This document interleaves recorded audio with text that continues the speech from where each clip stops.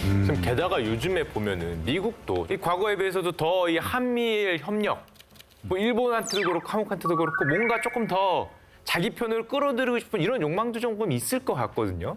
뭐 이런 측면에서 우리는 지금 좀 또 어떻게 해야 되나 이건 어떻게 생각하시나요? 그게 좀 궁금하거든요. 그렇습니다. 미국은 한미일 협력을 원합니다. 근데 여기서 중요한 거는 그래서 한미일 협력이 지금 현재 시점에서 되고 있죠. 그리고 한일 관계도 개선이 됐죠. 근데 여러분도 한번 생각해 보세요. 한일 관계가 개선이 되고 한미일 협력이 되게 된 거는 어떻게 이게 가능했을까요? 한일 관계 굉장히 안 좋았잖아요. 어떻게 된 건지. 북한 때문입니다. 공통의 약간 네. 그런 게. 동의가 되시죠? 북한이 작년에 역대 최다치의 미사일을 쐈어요. 맞아요. 그리고 최근에 정찰 위성 막 그렇게 하잖아요. 맞아요. 북한의 위협이 그렇게 고도화되니까 한국도 그렇고 일본도 그렇고 우리가 관계 나쁘게 안 돼. 이제 협력해야 되지 않아? 그러게 동력이 된다는 거예요. 한미일 협력도 그래서 지금 되는 거고. 그렇지만 일부에서는 뭐 이 한미일 협력에 대해서 이런 얘기들을 하시는 분이 있더라고요. 앞으로 한미일이 삼국 군사 동맹이 될 거야. 뭐 그러면서 일본이 뭐 어떻게 할 거야 군사적으로. 저는 그거 절대 안 된다고 생각합니다. 왜냐하면 일단 그러려면 한국과 일본이 군사 동맹이 돼야 되는데 군사 동맹이 될 수가 없습니다. 한국과 일본은 분명한 한계는 있습니다. 이건 북한이라는 공통된 위협이 있기 때문에 협력이 가능한 거지 그 이상으로 넘어가기는 한국과 일본, 미국도 각자 삼국이 생각하는 게 좀 달라요. 그래서 한미일 협력이 슈카 씨 질문한 것처럼 어떻게 되고 뭐냐. 북한 위협 때문인 거죠. 저는 그렇게 판단합니다. 그런데 지금까지는 사실 한미 동맹의 시작을 보면은 6.25 전쟁으로 시작을 해서 지금까지 왔는데 그럼 만약에 정말 만약이지만 통일을 한다. 그럼 그 이후에 한미 동맹은 조금 어떻게 된다고 봐야 될까요? 제가 한번 질문을 역으로 드려보고 싶어요. 네. 그 통일이 되면 주한미군이 여기 필요하고 한미 동맹이 필요할까요? 필요할 것 같습니다. 저는 군대는 철수할 수 있고요. 경제 동맹으로 남을 것 같은데요. 지금 말씀하신 것들이 다 검토가 되고는 있는데요. 제가 말씀을 드리면 저는 주한미군을 포함해서 통일 이유를 말씀드립니다. 한미 동맹이 유지돼야 된다고 생각합니다. 왜냐하면 어떤 상황이 되냐면 이제 한반도가 하나의 통일된 국가로 등장을 하죠. 근데 우리가 지금 동북아의 이쪽의 상황을 보면 주변 국가는 통일된 한반도에 대해서 긴장을 하게 될 가능성이 높아요. 그러면서 거기에 대한 견제를 할 가능성이 높다는 거죠. 근데 문제가 주변국이라는 국가가 어디입니까? 중국, 러시아, 일본 그런 국가들이잖아요. 통일이 됐다 하더라도 그들 국가를 개별적으로 상대를 한다는 것은 매우 어려운 일이죠. 더군다나 통일이 되면 우리는 뭘 해야 되냐면 북한을 재건해야 되잖아요.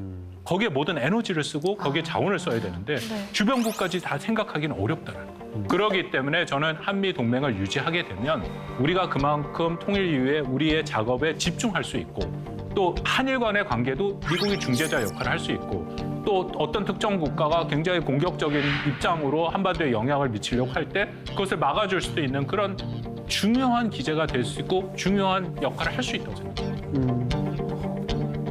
우리 쌤께서 오늘 좀 대답을 잘해주시기 때문에 또 물어보겠습니다. 지금 우리가 북한도 북한이지만 미국하고 중국하고 이제 패권 경쟁하느라고 그 와중에 그래서 지금 막 양자택일을 결정하게 돼야 되고 우리가 미국하고 저기 해야 된다. 아니다. 중국하고도 뭐 잘해야 된다. 이렇게 하면서 여론도 막 갈리고 그러고 있는데 쌤은 어떻게 생각하십니까?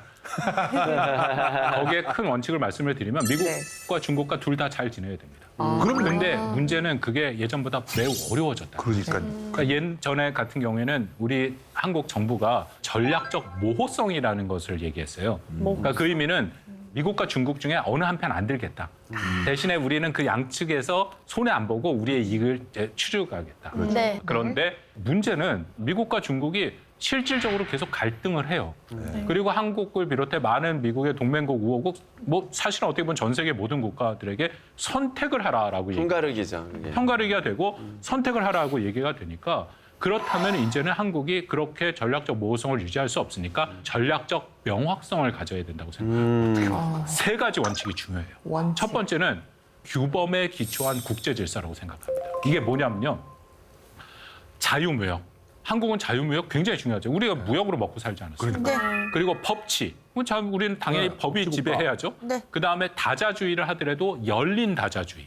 다자주의는 뭔가요? 그러니까 다자주의라는 것은 여러 국가들이 힘을 합쳐서 뭔가 바꿔보는 거. 예를 들어 유엔 같은 것도 일종의 다자주의입니다. 근데 그것을 배타적으로 어떤 국가 배제하는 것이 아니라 다 열린 상태로 국가들이 들어와서 협력할 수 있는 그게 원칙 중에 하나고 제가 이런 말씀을 드리면 어떤 분들이 반론을 얘기해요. 그럼 결국은 미국이랑 같이 가자는 얘기 아니냐? 그렇게 들리고 있었습니다. 그렇죠. 질문해 주시면 좋은데 예. 많은 부분 그렇긴 하지만 반드시 그런 건 아닙니다. 왜냐하면 여러분 최근에 얘기 들어보셨겠지만 미국의 인플레이션 감축법이라든지 네. 아니면 네. 반도체법 같은 게 있거든요. 자국 우선주의잖아요. 네. WTO에 그런 기반한 것을 훼손하는 거고 네. 자유무역에 반하는 행위입니다. 미국 내에서도 굉장히 비판의 여론이 커요. 그건 규범에 기초한 국제 질서를 훼손하는 겁니다. 그런 거에는 한국이 확실히 발언을 해야죠. 미국 니네 잘못하는 거다. 이렇게 하면 안 된다. 우리가 그 규범에 기초한 국제 질서에 따라서 우리가 앞으로의 우리의 행동 정책을 결정하나. 그게 첫 번째고요. 두 번째는 원칙 정한 다음에 이리저리 흔들리면 안 되잖아요. 네. 일관성 있게. 그게 어떻게 보면 더 중요해요. 네. 한번 뭘 정했으면 거기에 대해서 불편한 국가들이 있을 겁니다. 네. 그렇지만 한국이 꾸준하게 비판해도 간다면은 그 국가가 나중에는 한국은 원래 저런 국가야. 한국의 입장은 저거야 하고 예측 가능하게 되는 거예요. 투명성을 갖게 되는 거예요. 와, 진짜 그러면은 이제 그것을 수용하게 되는 거죠. 그다음에 세 번째, 이것도 중요한데요. 이제는 아까 말씀드린 것처럼 우리가 더 이상 손해 안 보고 살 수 없습니다. 우리가 이 정도의 국력을 가졌으면 이제는 우리도 책임지고 때로는 우리도 비용을 지불해야 돼요. 그러니까 아무런 손해를 안 보고 살겠다라는 것 자체가 우리가 그만큼의 우리의 위치와 지위와 우리의 역할을 축소하는 겁니다. 우리는 힘 있는 국가예요. 여러분 군사력 세계 6위고요. 세계 경제권으로 따지면 세계 10위의 경제력을 갖고 있습니다. 그렇다면 우리가 앞으로 한미 동맹도 훨씬 더 동등한 차원에서 움직일 수가 있어요. 근데 이 동등하다라는 게 그냥 되는 게 아니에요.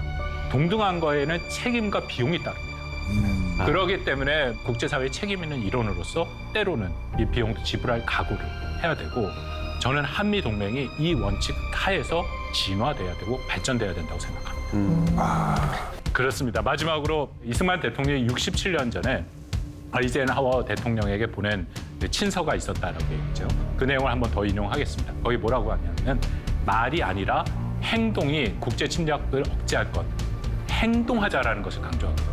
그러니까 우리도 이만큼의 어떤 위치와 또 이만큼의 능력을 가졌으면 원칙을 세우고 이제는 한 발 한 발 같이 전진할 필요가 있는데 저는 여전히 그 최상의 파트너는 미국이라고 생각합니다. 그래서 한미 동맹을 유지하고 오히려 한미 동맹을 우리가 좀 더 예전보다 주도적으로 끌어가면서 동맹의 앞날을 진화시키고 발전시키는 게 중요하다고 생각합니다. 네, 감사합니다. 와, 동맹이라는 게 동행이 될 수 있을 거라는 그런 생각이 들었어요. 한미동맹 70년, 사람으로 치면 거의 70년 지기인 셈이잖아요. 득이 되는 진정한 우방 그리고 건강한 동맹으로 발전하기를 바랍니다. 오늘 박원곤 쌤과 함께했습니다. 고맙습니다. 감사합니다.